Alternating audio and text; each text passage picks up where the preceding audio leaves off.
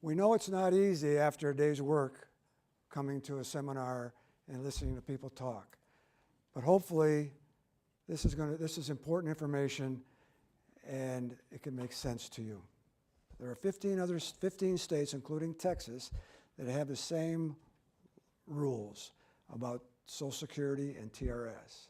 We're going to introduce this program to school districts and to advisors, financial advisors in these 15 states.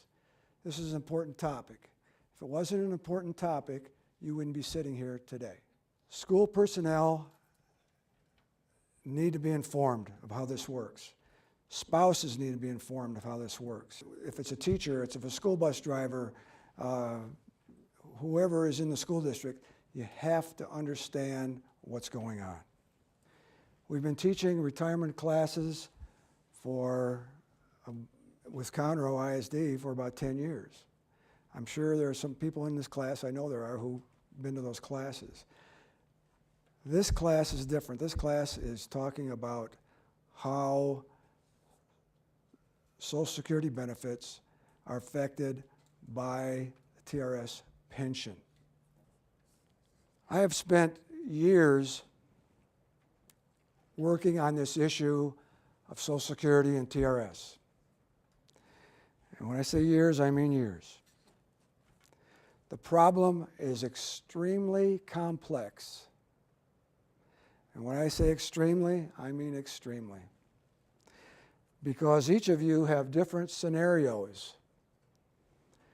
You have different years in the system, TRS. You have different salaries. You have different ages that you want to retire. Your spouses have different ages from other spouses. So in order to get to the bottom of this, and we know how to do that, we're going through this seminar session today. Okay, everybody in here is going to be affected by these rules. 100%. These rules are the windfall elimination provision, WEP. How many have heard about that before? Raise your hand. Okay, that's good. It's getting around. That is a law based on reducing your Social Security benefits that you earned on your own work schedule. Maybe during college you were a lifeguard, or you worked at a store, or maybe you even have worked part-time jobs through teaching and you've paying into Social Security. Well, the windfall elimination provision is going to affect you. If you're single, it's going to affect you. If you're married, it's going to affect you. If you qualify for Social Security benefits, okay? How many get a statement in the mail that says you qualify for those that are in teaching or with the school district in some form? You qualify for $400 a month, or $500 a month, or $300 a month. How many of you get a statement like that? We all do. If you don't get it, you can get it online. But the problem with that is you're not going to get that, what they're telling you, okay? The Social Security situation, the Social Security Administration, they don't know that you're going to get a pension from TRS, and you may not. So they're telling you what you're eligible for. That's what you've earned. But do you get it? That's another deal. How much do you get? Everybody's different. Everybody's going to get a different amount. Everybody's going to be reduced. I can tell you that. That's based on your work history. The government pension offset, the GPO, is based on spousal benefits. If your spouse has Social Security benefits coming to them, there are benefits that you are entitled to. For instance, we're not talking about TRS now, we're talking about just Social Security benefits. So let's say you're married and your spouse has a Social Security benefit coming, and you're both, let's say his or her benefit, depending on which way you're looking at it, is going to be $3,000 a month. As a spouse, you're eligible for half of that amount. So $3,000, and you're eligible for $1,500. But because of the GPO, that's not going to happen. There's a formula, and everybody's going to be affected differently by the formula. That's not going to happen. The one that is really critical is when the spouse passes away, and now the benefit is that full $3,000. Now that's going to be reduced. So this is so critical to understand, and let me hit the right button here. This needs to be a part of your planning. I mean, I don't care if you make $500,000 a year, $400,000, whatever it is. If your spouse is involved with the school district, this is going to affect you as a family. This is important stuff. So in the 70s and 80s, laws were passed that amended the Social Security rules to keep individuals from receiving both a Social Security benefit and a pension from a job where they did not pay into the Social Security system. The result of these amendments are two rules that will impact, it says could, but will impact your claim to full Social Security benefit, the WEP and the GPO. They reduce or eliminate benefits for those who worked in which they qualified for a pension and did not pay into Social Security. Okay? So you're saying, well, okay, I didn't pay into it, maybe I don't deserve it. Let's say that I worked in industry and I paid in Social Security all my life. And my spouse, my wife, stayed home, home engineer, took care of the kids, but never had her own Social Security benefits. I get $3,000 a month. How much is she eligible for? $1,500. She gets it. She never worked. I pass away, what does she get? $3,000. She's never worked. Now, because somebody has worked in TRS and getting a pension, they're penalized? Okay? Now, there's workings to try to get this changed, and I'm going to address that a little later in our discussion. But this is how it works, and you need to know how it works so that you can plan. We may not be able to change the law today, but that's the current law. So all we're trying to do is get you to understand the law, and here's how it's going to affect me, here's how it's going to affect my family. Now, all I can do about it is go ahead and make some good decisions and how best to make the right decisions to capitalize on what's available out there. Okay? So the WEP is based on the work history of the employee. Substantial earnings. In order to get anything, you have to have paid in 40 quarters in order to get something, get a Social Security benefit based on your work history. Okay? Could be part-time, could be school when you're in college, et cetera, et cetera. If you've earned, and there's a chart that you can get online, so there's Social Security that will show you what substantial earnings are. If you earned enough over the years, for 30 years of substantial earnings, then it doesn't count. There may be a few people in here, maybe somebody worked in industry for 30 years and then went into teaching. We get that every now and then. Then that person will get full benefits, will not be affected. But most people don't do that because of the timing involved. Okay, the GPO. What did we say the GPO is based on?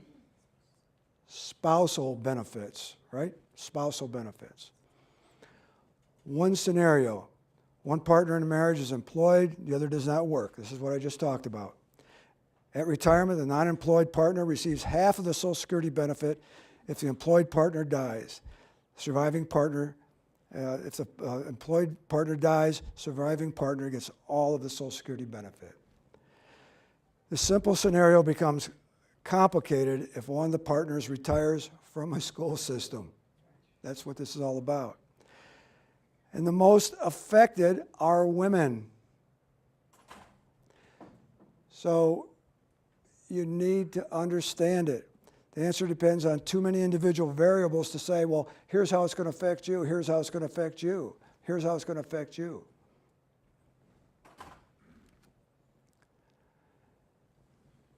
Here's another question I get asked all the time. Should I opt out of TRS? What if I did that? How many think you can opt out of TRS? How many think you have to stay in TRS? Okay. Nobody is requiring you to stay in TRS and take the pension. On your statement, it shows you how much you've paid into TRS, right? You see an amount of money. You can take that money, move it into an IRA. All bets are off. You're out of TRS. You can't do this until you retire. You're out of TRS, and then you can capitalize on yours or your spouse's Social Security benefits. That everybody needs to look at and say, does this make sense for me? Maybe doesn't, but you need to know. You need to know your options.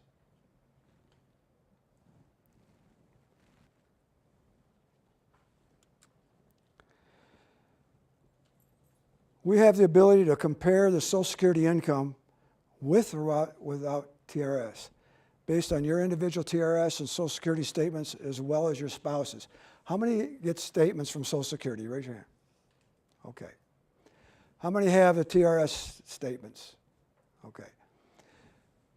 We can put this together and show you how this works. And we're going to talk about coming in and meeting with us. We do this. There is no, and I'm going to get into the details later, no strings attached. We want to do this. We want to do what's right for you. We want you to do what's right for yourself. We're going to talk a little bit about Medicare. We're all aware of what Medicare is. What age does Medicare start? 65. When am I eligible? That's when you're eligible. When can I apply?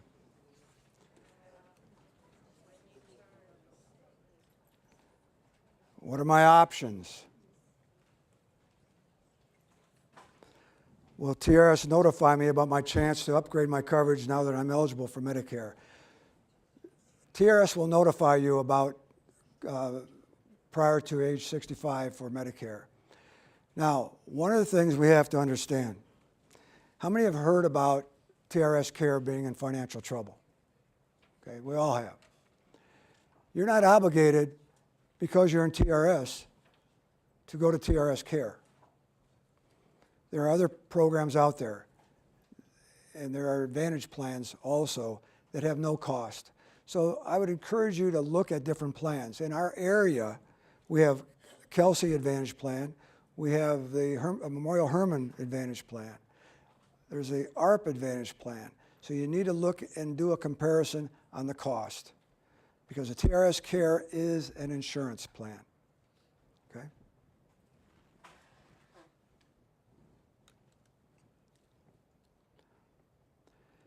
You can apply for Medicare 3 months before your 65th birthday.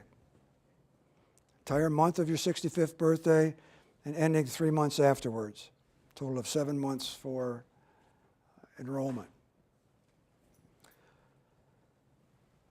Eligible at 65 or under if you have certain disabilities. TRS will notify me about my chance to upgrade my coverage now that I'm eligible for Medicare. If you choose to stay in TRS Care, yes. They'll send you a packet. We're talking about our consultation.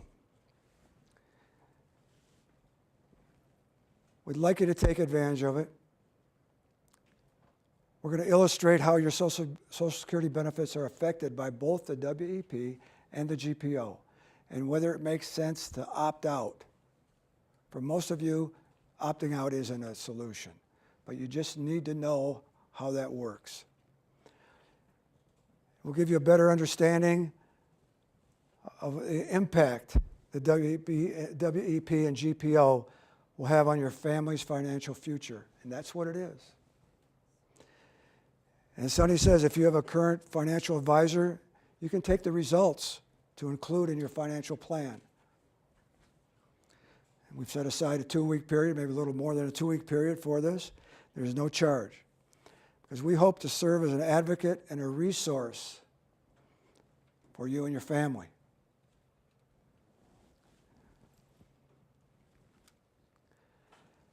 I'm going to talk about another topic now. How many of you have heard of the Social Security Fairness Act? Anybody? One person? Okay. How many of you know who Kevin Brady is? Okay, Kevin Brady is our congressman. Kevin Brady is chairman of the Ways and Means Committee.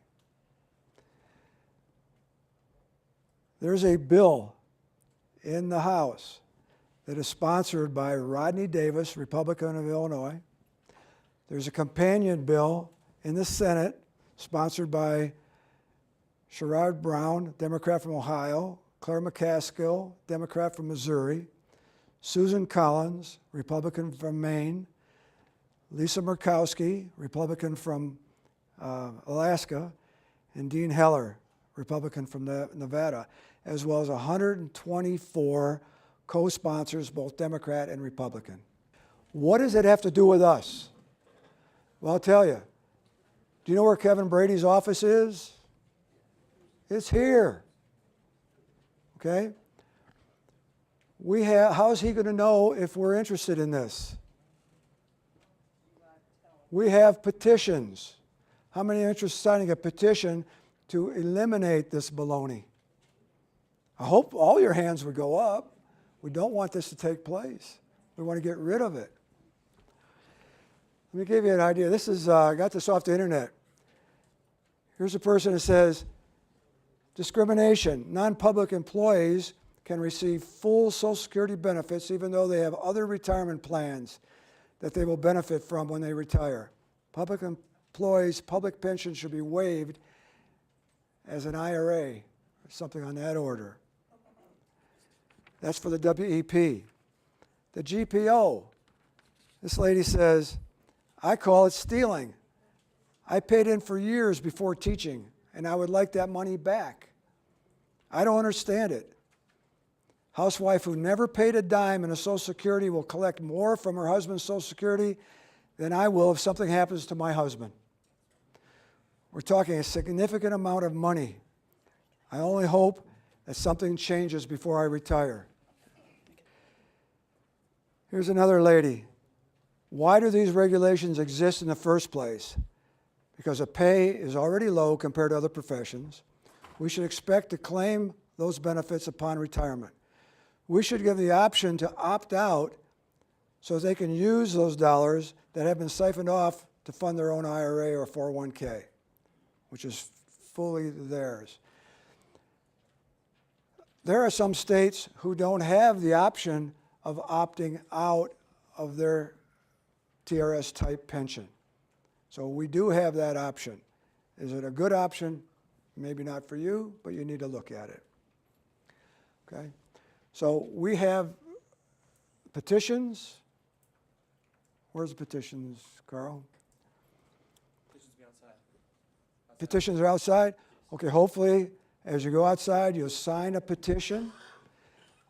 We're going to take the petition to Kevin Brady's office, the petitions. We do this after each class. And unless somebody thinks this is wrong, it's going to continue. Don't you agree? So we need to stand up and say, hey, I'm signing. I'm putting my name on. I think it's wrong. I want it changed. And hopefully it can be changed before you retire. But we can't plan on that. We have to plan on it being there.